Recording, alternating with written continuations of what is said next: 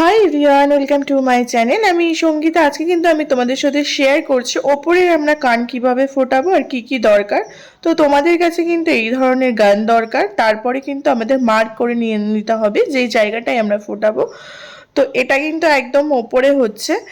আর এখানে যখন আমরা কান ফোটাবো মানে রগের মধ্যেই পড়ে যায়, তো ওটা একটু দেখে আমরা ফোটাবো।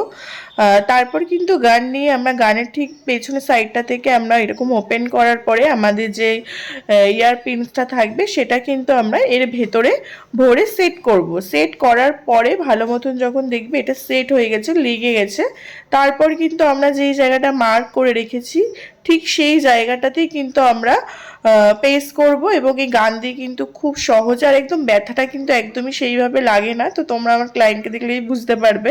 তো ক্লায়েন্ট কিন্তু এখানে মানে একদমই ব্যথা অনুভব করেনি। আর মানে গান দিয়ে তোমরা কিন্তু রিল্যাক্সে কান ফোটাতে পারো।